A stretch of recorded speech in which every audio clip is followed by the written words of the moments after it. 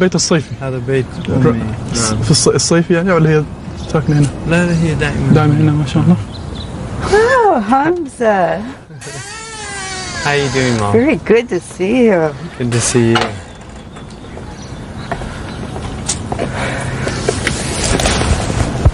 Thank you.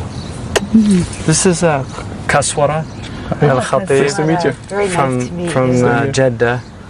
So I How wanted are to Fine, thank Good, you. alhamdulillah. introduce you to. Unfortunately, the other person who's in the film, he couldn't come up. Oh, that's too bad. Yeah, he went up to Big Sur. But that's a I nice thought place we to could be. go see Kathleen. Well, why don't we walk up to the lake? It's so Okay. beautiful out now. Yeah. We'll Okay. walk up and Okay. see her. Sure. Good to see you, Mom. طيب احنا يعني حاليا معنا والدة الشيخ حمزة. نعم. إليزابيث. نعم. وهي ما شاء الله عمرها كم شيخ حمزة؟ 84. 84 ما شاء الله. الله يديها الصحة والعافية إن شاء الله ويخليها ليكم يعني بإذن الله. Elizabeth, thanks for giving us the opportunity to come and meet with you and ask you a little bit about Shaykh Hamza and his background. You have a beautiful place here. I mean, Thank you. And as they say, we are a reflection of how we were brought up. If you can just tell us, how was Shaykh Hamza as a child? I mean, when he was young and growing up, how was he? What interested him? What kind of interest he had? Well, specific things I remember. One, he was very curious. Yeah. And he was always asking why. He always wanted to know why things were. And he was never satisfied. Mm-hmm. When you answer one question, he had another, just one after the other. And he was a great talker. Mm-hmm. He loved to talk and loved to ask questions, and he had great adventures. He was an adventurer.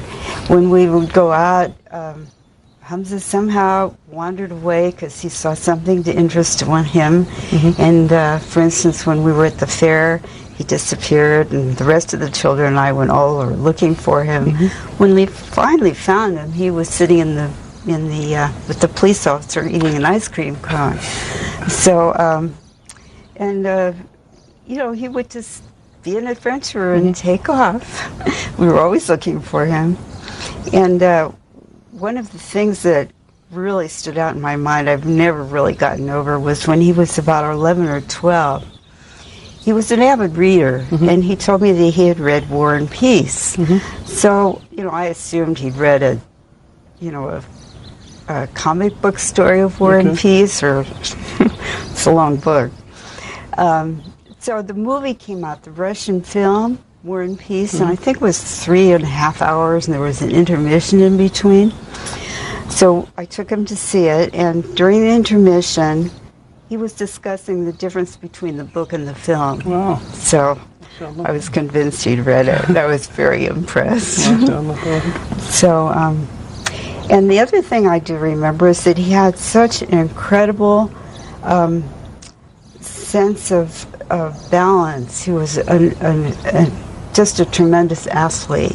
It's sort of just natural. And he went skiing, he'd ski the highest slope as soon as he got on, as though he'd been skiing all of his life. Mm-hmm. And he played football and baseball the same way. Whatever he did, he just seemed to already know how to do it. So, and he's one of how many? 7. He's one. Okay, and his ترتيبكم شيخ حمزة كان? He's the middle child. He's the middle child. ما شاء الله أمة وسطة. ما شاء الله تبارك الله. And was he any different than the rest of his brothers or? My sisters come. Different. And the other thing, he had the most wonderful smile. When he smiled, his face lit up. It was like the light just went on, and people loved to watch him smile. It's just an incredible, just a lightening up of his whole countenance. Yeah. And did he have any special interest in religion specifically, or in the Arabic language, or something has to do with the Middle East, or when he was growing up, or not really? Well, I think my son used to play Arabic music, and he listened to that a lot. They used to listen to music together. Yes, and he did say that listening to the Arab music tuned his ear into the Arabic language. But they listened for hours to. Yeah, and this was like way before you. When I was like probably about 8 or 9. My older brother, because my older brother actually plays the oud, and he always loved Middle Eastern music. MashaAllah. Yeah.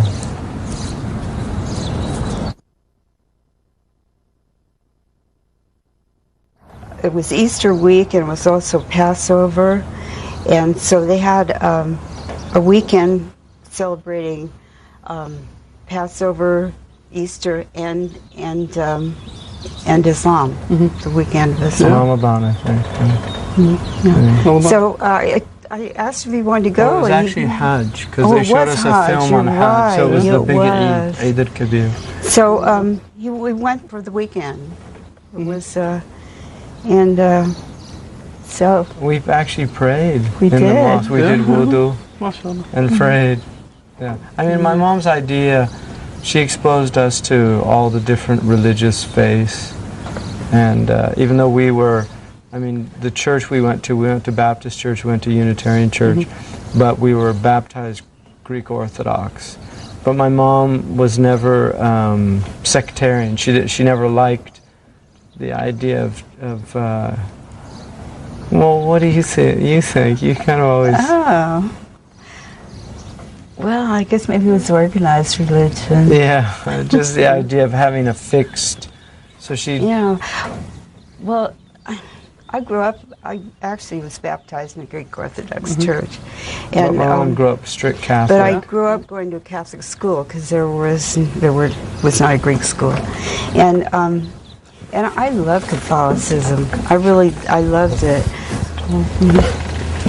Assalamu alaikum. Hi. Yeah, this is Kathleen. Hi. This is Kathleen, my how are older you? sister. Hi, Kaswara.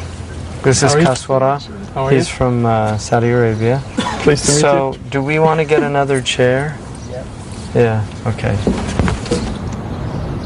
I mean, something I thought was really interesting, my brother pointed out when we were in New York, because Kaswara was with us protesting.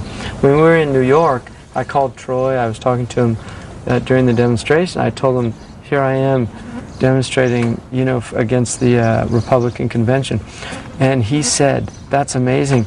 Mom and Kathleen, the two of you, were demonstrating against the Republican convention of 1964. So this is 2004, so that's 40 years. And you were in San Francisco, and we were in New York. So it was, I thought it was an amazing...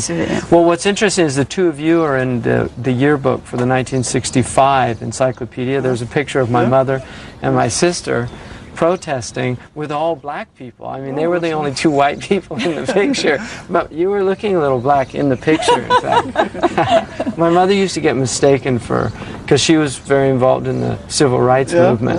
Yeah, and she used to wear a scarf a lot and had her sunglasses. So people actually thought that you were half black or something like that. Isn't that true? I don't remember that, but possibly. Mom can as well. She can as well, yeah. But I thought that was really interesting, that It is, the two of them were there, and then 40 years later we're in New York, because Exactly. I was in San Francisco against Barry Goldwater, who was considered in those days an extremist, but he makes these people, I mean, these people make Barry Goldwater look pretty moderate.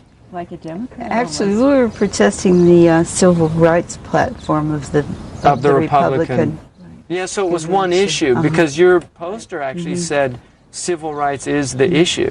That was the poster that you were holding up. Yeah, I mean, that was such an interesting time, wasn't it? It was. In this country. It was. Because it was formative, like you were at the University of Oregon and then got involved with Martin Luther King, and you went down to Mississippi, To Selma. to Selma, and worked in those coordinating committees and things. So it seems like a lot of things are coming back, that we need that type of activism again in this country. It's true. Yeah, because I think part of what we've been talking to a lot of people in the Arab world, and this is primarily who's going to be listening to this, in the Arab world, a lot of Arab people just feel that the policies towards the Arab world are just so biased and unfair. And unfortunately with Iraq going on now and just a lot of and so there's a feeling that a lot of Americans just, they don't really care. I mean, that's their feeling. So it is a general understanding. So I think part of what we're trying to do with this program is let them know not only are a lot of people deeply distressed about what's going on, they're not just sitting at home being distressed, they're out marching, they're writing things, they're doing things. Well, unfortunately, our media doesn't show that. Right. There has been kind of a blackout about the protest against the war. Yeah. Well, my mother during the Iraqi war, she would go to the demonstration. And so did Kathleen. And you did as well. Yeah. So we were aware of how many people were there. It was large numbers. What the newspaper reported was never anything close. It's true. And it was a cross-section. A lot of people, conservative people, liberal people, Democrats, Republicans. A lot of people were many people you would not expect to be out there. Right. Which is very different from the 60s. Right. You didn't see as many conservative people out in the 60s as you do now. So that's a hopeful thing, I think. Well, I think something's interesting. I mean, I've noticed that even though there's still a lot of anger out there, I mean, for instance, we went to the Unconventional Heroes program, and one of the people speaking got up and started talking about the dumb, fat, idiot Rush Limbaugh, and I was just thinking about just using that type of language, dumb, fat. I mean, he's not dumb. You might disagree with him, but, he's not a stupid person. He might have some ideas that are pretty abhorrent to me or you. And fat is kind of a strange, I mean, for people that are trying to be progressive, to be attacking somebody because of how they look is pretty, and people don't, that's where ethics kind of breaks down. We like ethics when it works for us, when it's on our side, but when we look at the other side, somehow the same principles are often they're just dropped. And so my feeling is that there are a lot of people out there that are becoming more aware of that. I mean, that was one of the things you and I both felt about 9/11 Fahrenheit. Even though it was interesting and things like that, I mean, we're all in this thing together. Well, that wonderful, I can quote it, quatrain from Rumi,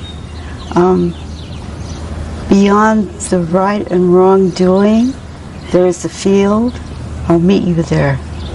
Right, yeah. Right, it's definitely time for that. Well, we need to have peace marches rather than anti-war marches. Yeah, pro-peace. We need to, my own personal belief is that inner peace is the way we're going to have peace. What's the difference between a peace march versus an anti-war? I mean, well, an anti-war, from my perspective, is we're against you. Okay.